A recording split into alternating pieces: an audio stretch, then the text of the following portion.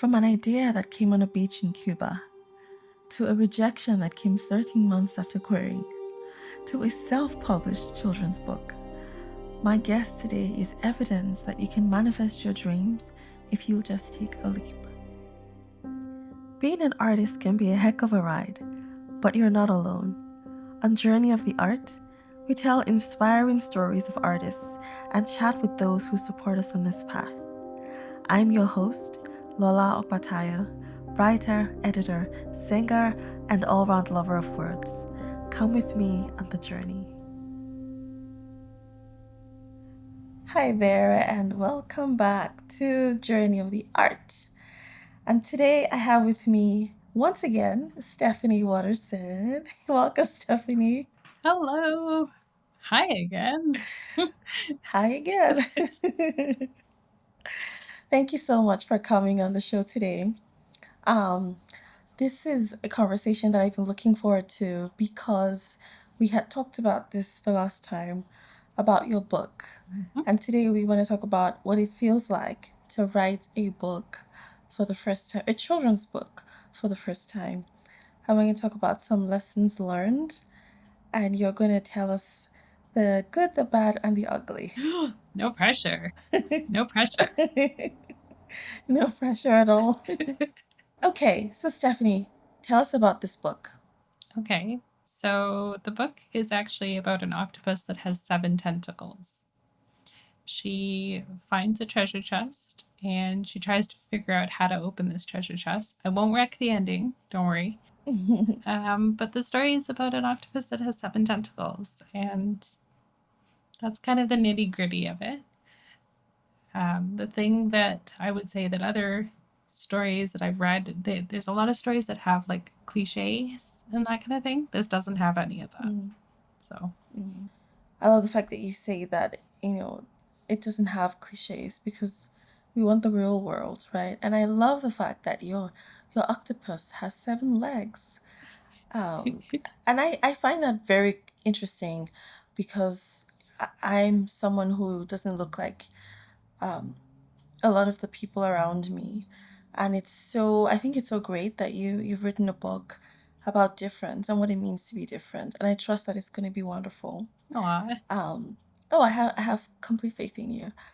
So let's talk about what got you started on this journey of writing a children's book.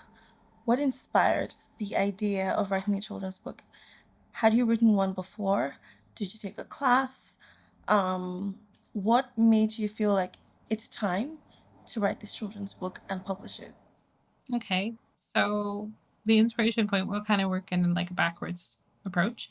Um, the inspiration for the book was actually something completely unrelated. I was actually traveling in Cuba at the time, and there was this huge pelican that came down and it came down into the water at the beach that I was staying at. So I just sat there writing on a cocktail napkin and just wrote down all these ideas. And then what kind of started the book was just actually rewriting and rewriting and rewriting the story and putting it away and forgetting about it, and then reaching out to reaching out into my notebooks and found this manuscript, and I thought I really should do something with it. There's no time as good as any in a way, but also what what pushed me to write the children's book in a way is because my parents were always telling my sister and I stories growing up, and so that was kind of part of it, but also because there weren't a lot of stories in my generation growing up that had like something atypical or something unusual. And that was part of it. And I haven't written a children's book up until this point. This is actually my first book. I'm playing around with a second book right now, but this first book has been like a long time coming because the trip to Cuba was back in 2010 and we're now in 2024. So Wow. hopefully it won't Wow. take me That's another 14 14 years. years. Wow. Wow. I love that. And it sounds to me like the story, you know, has had a lot of time to settle and fit in all the places that it should fit. Can you talk to me a little bit about what it felt like for you to actually share the work after having sat in it for so long. How did you feel sharing the work, and who did you, I mean, apart from family and friends, but who do you feel comfortable sharing the work with for the first time? So that's actually kind of a tricky question because family and friends, I always say, are a bit of an exception because they'll always praise, they'll always recognize. Yeah. And what I had done is actually when I first started being an editor, I had reached out to Editors BC and I said, look, like I'm looking for a mentor to help coach me on like the world of children's books publishing. And so when that mentorship ended, I had reached out to them yet again after the end of the mentorship and I said, look, I've written a children's book and I don't know if you feel comfortable editing this or would you like me to find somebody else? And that editor had actually no chance to, like, no time to review the manuscript. But what they did is they got me in touch with another editor that they knew. And that editor actually had worked and specialized in children's literature. And she was the one to actually help me pull out the story, help me work through the incongruencies I had. Because in my brain, always editing and writing are two different camps. And so Mm-hmm. when I had gone over it with her, she was like, this has a lot of potential. These are the things I'd like to see change. So I'd expect that she'll probably be very surprised that this is the final version. But I think a lot of those changes that she has suggested made it work. So Yeah, let's talk a little bit about that process because as an editor and writer myself, I understand very well that they are two separate worlds. mhm. So, how did it feel receiving the feedback from your editor? What things do you feel went well with that process? Can you share a bit about that and also maybe touch on the things that you probably hadn't anticipated, being on the other side of things, that is being the writer and receiving feedback on your work? So the thing that like we've touched on just briefly now, like they're two separate camps. For me, when I'm writing, I feel that it's a very meditative process and like I kind of have to just get it out of my brain, get it out of my system and then come back and rewrite some more. But the thing that I really enjoyed about working with this editor is that they gave me the opportunity to discuss what I was thinking and that helped me mind map out more characters or ways to look at it instead of feeling like, well, everybody sees what I see. And that made it really, really hard to kind of unpack. Hmm. The thing that I would say for me is also as an editor, it helped me really hone my practice as an editor because it made me realize, oh, this is something that, is a useful technique or a coaching opportunity versus like I feel like my writing brain was like, oh, that's great information for me to internalize. But as an editor, it was like, oh, I could put that to practice because this is how I like to receive the information. And similarly, a lot of the authors I work with receive the information in a similar fashion. But it is quite strange to be like not able to edit your own work.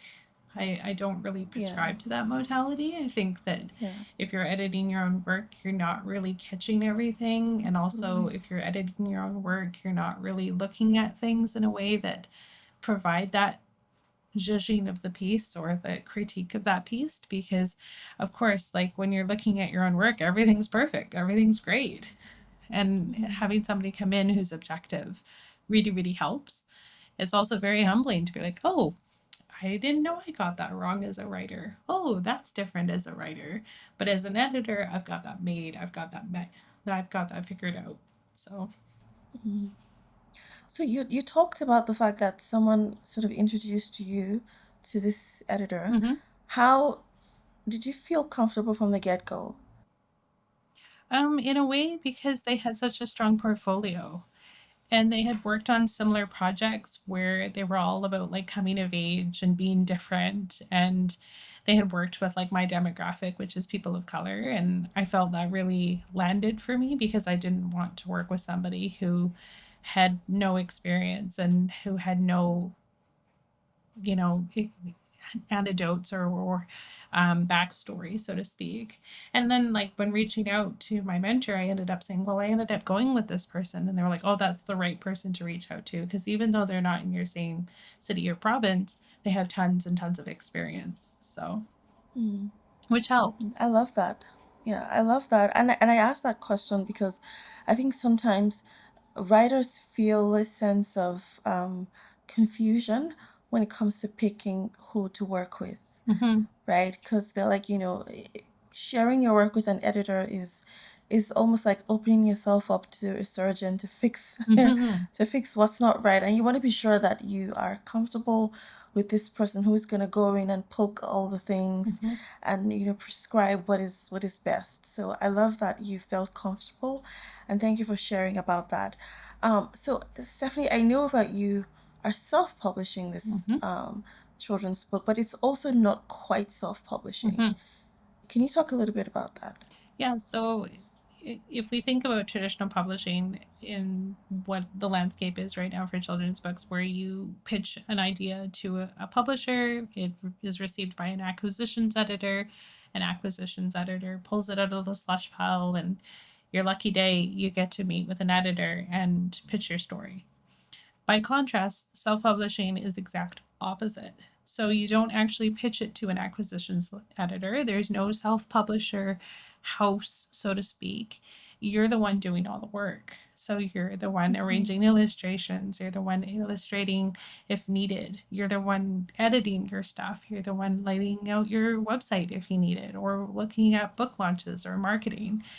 But where my process was very different is that there's actually a local self publishing house in Victoria. And what they did is they customize what you need and where you need to support, which is fantastic because in my case, I didn't need an editor because I already had someone look it over, but I did need a proofreader. And I needed an illustrator because in my case, originally it was going to be my father illustrating, and we decided against it. So like I say, like then you could hire an illustrator through them because they have a portfolio listing, so you can pick and choose. So it's very customizable, but still like you're making those decisions yourself and not having to like wait for an editor to come back or a coordinator to come back. So in a way it's much more efficient, but it's also more cost effective because you don't have to shell out, $30,000-$40,000 for a book and then have to market on top of it. And plus then you have more chance at networking and connecting in your community. And I use the word hybrid publishing in this case, not necessarily self-publishing or traditional publishing. And it's a very unique model. Not a lot of publishing houses will provide this, nor will self-publishing really be an option because most people who self-publish, they want to do it all themselves. So it's kind of a different modality, and I'd like to see more publishing houses do it, but that might change, that might not. So, So, just to be clear, this publishing house has like a list of people who do things. So, illustrator, mm-hmm, printer, blah, blah, blah. And then you just go in and sort of choose from their catalog of people and mm-hmm, maybe services that you want to add on to the actual production of the book. that's right. That's exactly it. Okay. And do they do the marketing as well? A little bit. I mean, they do mostly like that. You have two choices. You can either do like a book backgrounder, which is basically a book resume, or you can get like a detailed proposal or marketing plan. I mean, in my case, I'm probably just going to start with book rounder right now, just because like that gives me an opportunity to connect in my local community and other cities to see if like they're interested in acquiring my book. But then by contrast, like if those marketing feats, so to speak, or campaigns aren't as successful, that's when I would like to look at hiring for a marketer because I'm not a marketer. I'm a publishing person by background. So, and I think of publishing as the people who are making the story, and the marketers are the ones who are selling the story. It's different skills. So, Yeah, absolutely. And the marketing is crucial. So, if you could sum up this experience, how would you say that you have felt self-publishing your work? One word for it, what would that be? terrifying. I mean, I laugh, but like, really, it is terrifying because first I'm sending this to all my peers and my communications community and be like, hopefully there's no typos, which is Yeah. always a bit more nerve wracking. Yeah. But also terrifying because I've never really connected with so many different types of people on one project. And for me, in my case, like my illustrator is actually not based in Canada, she's based in the Philippines. So it's really tricky to like coordinate and collaborate. Not to say that we can't do it, it's just it's a bit terrifying to be like, okay, I've sent this email out into the web world and like they'll get back to me when they Mm. get back to me. um, but also because for me, like a lot of authors, my name is on this. And it's my new name, which is my married name. So sometimes I wonder if people won't recognize the name or if they will recognize the name. And it's also a bit humbling to be like, okay, it's one more thing in your portfolio, but also this is my identity. This is my digital footprint. Yeah. So which I'm still kind of learning in the wild world of the web. So terrifying would be one. Yeah. I completely get that. Because it's like as an author, you're like, oh, this is me. Here I am. What if they don't like it? Yeah, it's like the new kid on the block. Like, are they gonna like Yeah. me? Are they gonna like my clothes? Are they gonna like my lunch? Now I'm by myself. Is this okay? Is this not okay? Like, so all those Yeah, I things. totally get that. Yeah. Talk to me about working with your illustrator because the pictures make the story come to life. Mm-hmm. Like the story is so important, but the pictures actually breathe life into the story. Mm-hmm. So what talk to me about that relationship between a children's book author or a children's book writer and an illustrator. How does that relationship work? Do you did you find it easy to translate what images you had in your mind, or did you have to rely on the illustrator to produce what they have caught from the vision that you shared in your work? Or is it more like, a middle ground where they've taken a little bit of what you envisioned and a little bit of what they have envisioned from reading your work? What did that relationship look like? So for me, in my case, I hired an illustrator because originally we were going to use my father, but we decided against it. Um, the thing that I would say with my illustrator is that she nailed it. Like I don't know how she nailed it. I don't know why she nailed it, but I think seeing her works demonstrating a sense of play and a sense of joy and a sense of color, and those are the things like we talked on like the previous podcast, those were all things that I felt like she really took a lot of time to honor those things. And also because she, to me, when I saw her illustration, she really believed in the story. Mm, And that kind of added to that magic of the relationship that we had. And also because when I provided like suggestions or constructive criticism, she was just very receptive to be like, oh, okay, we don't want it this way, we want it this way. And I see what you're saying, like it was always through a project coordinator, it was never directly to her. oh, I But I see. would say working with her was fantastic. She was great. And as a result, her name is going to be on the book because I believe she deserves that credit. She's worked very, very hard for it. And the sense of play that she provided was just humbling and sweet.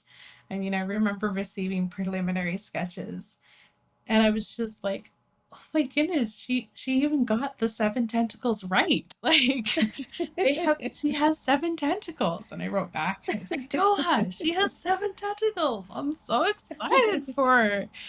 And like the project coordinator's like, yeah, well, that's kind of the main character of your book there, Steph. Yeah. Like, hello. But it was like, but I'm expecting like a big X through like one of the tentacles. Like I'm not thinking visually. But it was very sweet. And like she embodied the emotions of the characters and the supporting characters. And it's just, especially because it makes or breaks it. Hmm. I didn't want to do anything like graphic novel style, so a lot of her characters are like very animated. So they have like facial features Hmm.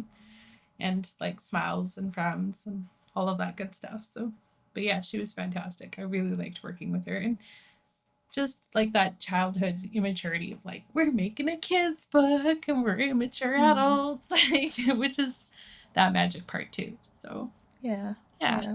So is the book coming out in hardcover or paperback? paperback. Okay, and what made you come to that decision? I really like hardcover because I have a huge soft spot for it, which is a bad joke waiting to happen. But I also really like softcover because I like that they lie flat.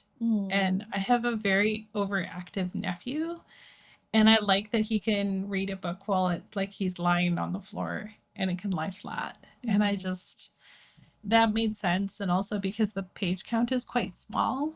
So I didn't want to like add a cover on top of it and like saddle stitch that. In publishing terms, that means like adding a staple between the pages. yeah, So like it just made more sense to do paperback. yeah, I yeah. mean, because it's such a small page Yeah, count. also, yeah, and I was gonna say also it's more accessible in terms of the cost, Mm-hmm. not just for you, but also for your target audience. So I love that you've taken that approach. I think that sometimes this decisions, do I print in hardcover or paperback, all these little tiny decisions are things that one probably doesn't even think about when you're thinking about the story.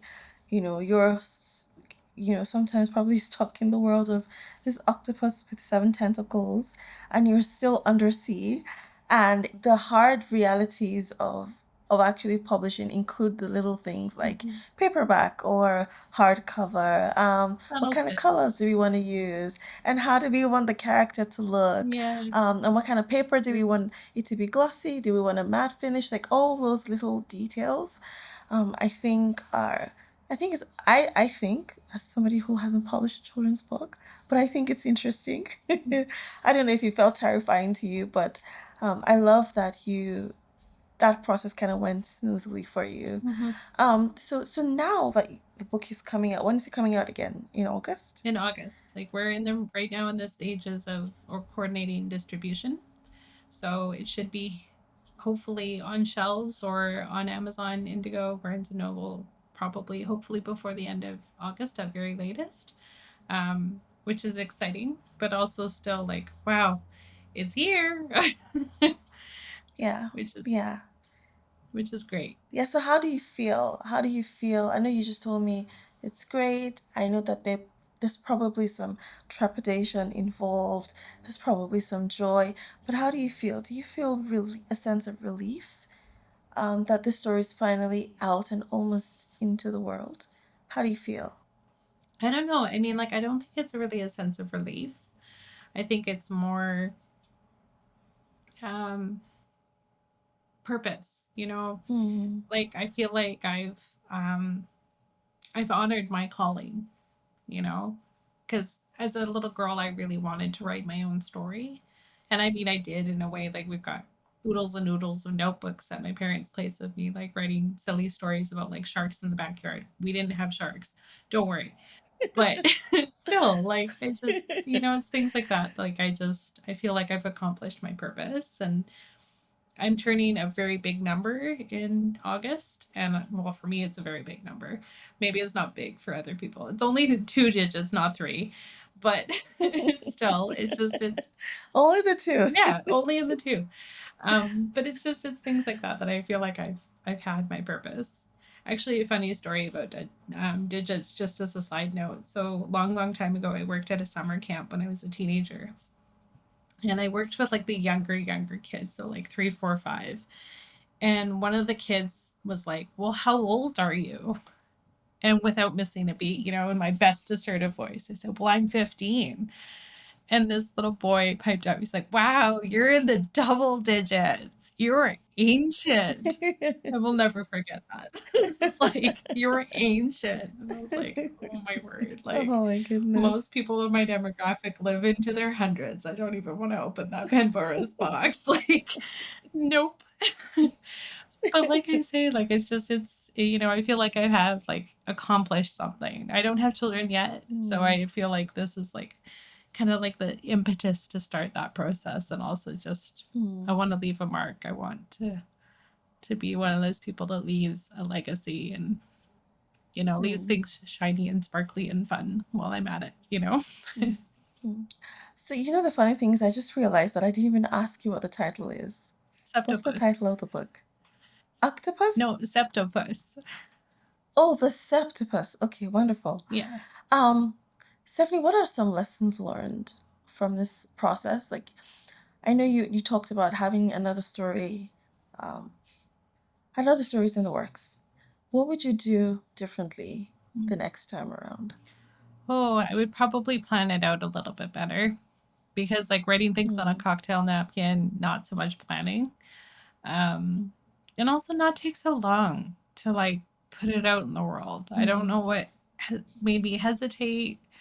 Um, and also just know that, like, the community that you share it with will love it regardless, even if there is something wrong. The community that you have will bring you up and strengthen you and nourish you and not make you feel like alone and confused and in the dark. mm, So yeah, and I would say, like, try and find more of an opportunity to, like, grow with my writing, because writing a children's book for me was very easy. I have an overactive imagination, so it was like the idea was there. I just needed to flesh it out. But my next book will be a YA book, and that's a very precise genre. mm. And I don't know how I can keep teenagers engaged because I was a weird kid like we talked about before. So I'm hoping YA kids will want to read what I've written. So, but yeah, it's I so look forward to that. I think it's going to be gonna be an great. adventure. And I think that's the beauty of art, right? You get to play. Hmm. I know that yes, there are some moments of seriousness, especially when you're actually cranking out the thing and you're creating this piece, but you also get to play. You get to figure out what works and what doesn't work, and it doesn't have to be the end of the world Hmm. that this hasn't worked. You can always figure out another side to things. So I do love the fact that you are on the way to having your book in your hands, and then you are now also thinking about creating that second story. So that's really awesome, and I'm so glad that you've come on the show today to share about it.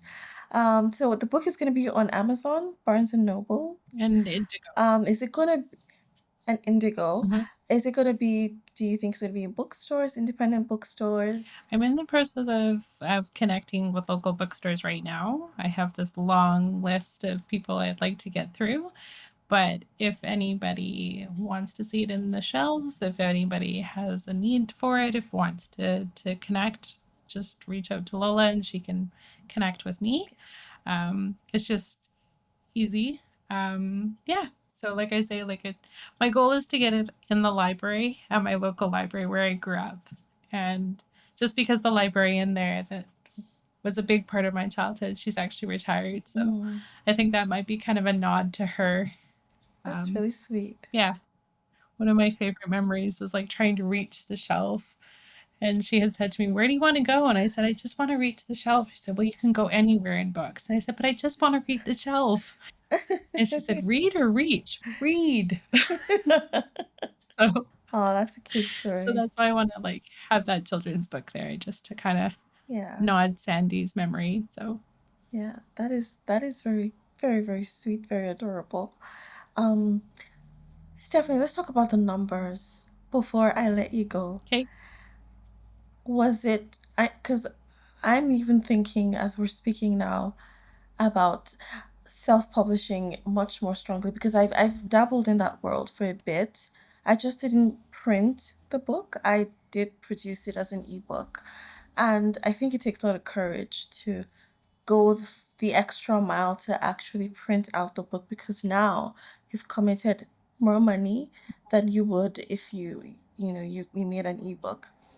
How I'm not asking for specific numbers here, but would you say that it's doable if someone is listening now and they have this fantastic story idea for a children's book and they are willing to self-publish and not wait, to go the traditional route?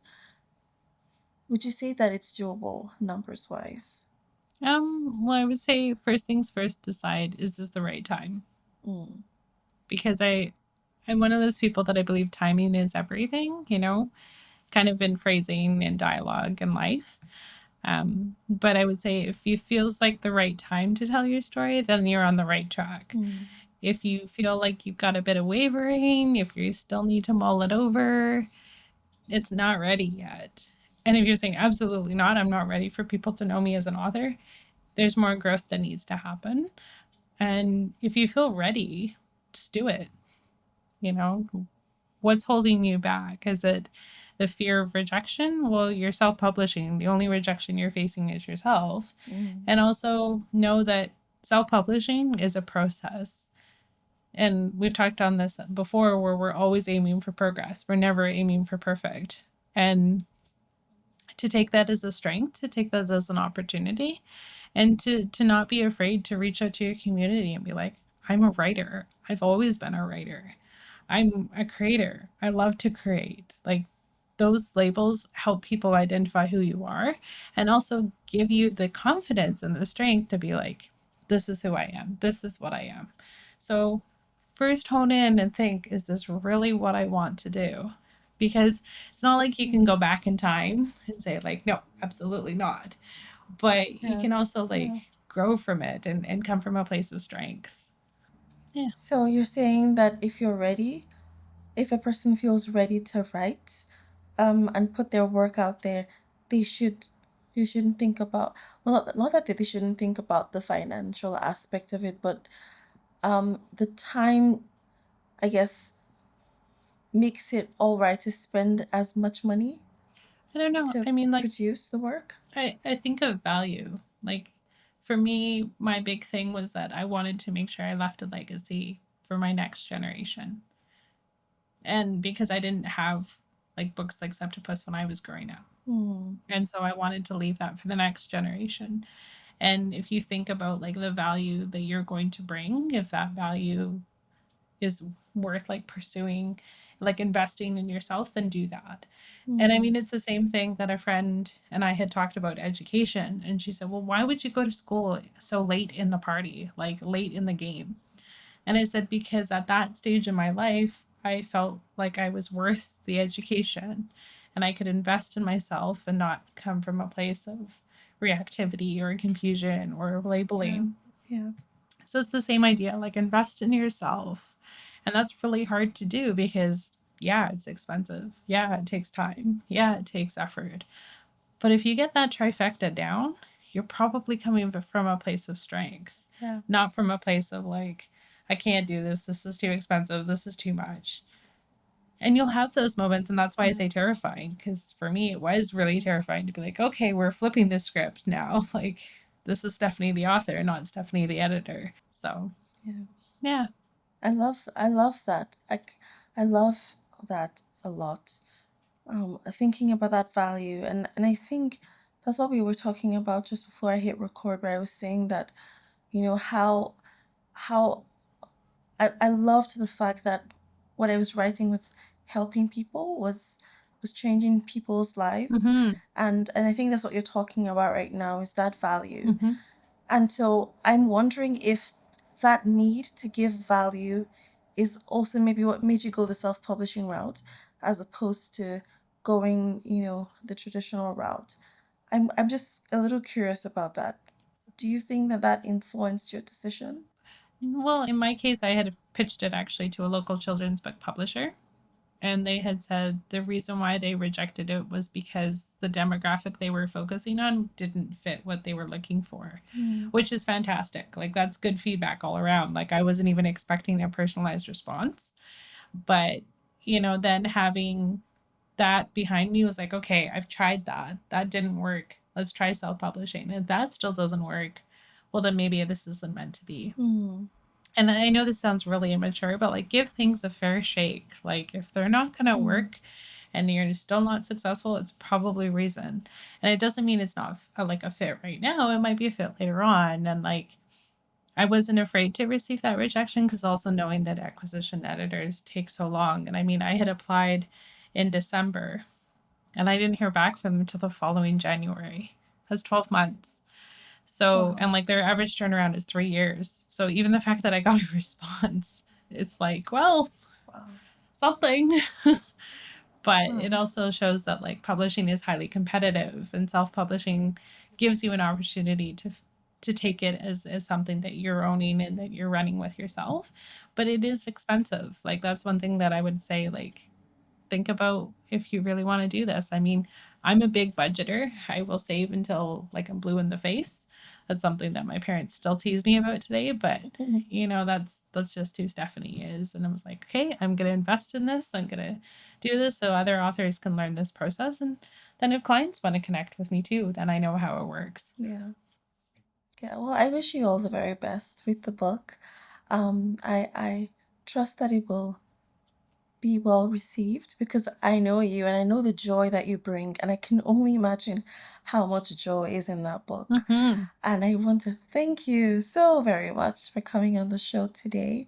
And once more, again, and sharing about the courage that it takes to share your work and continue to give that value, because I think that that's one of the beauties of being an artist. It's Mm-hmm. being able to give value based on the work that you do, and also give a value that nobody else can give in the same manner, in the same way. Mm-hmm. So thank you so much for coming, Oh, and I wish you all the very, very best with your work. oh, thank you, Lola. It's always fun. Like, it's just, yeah.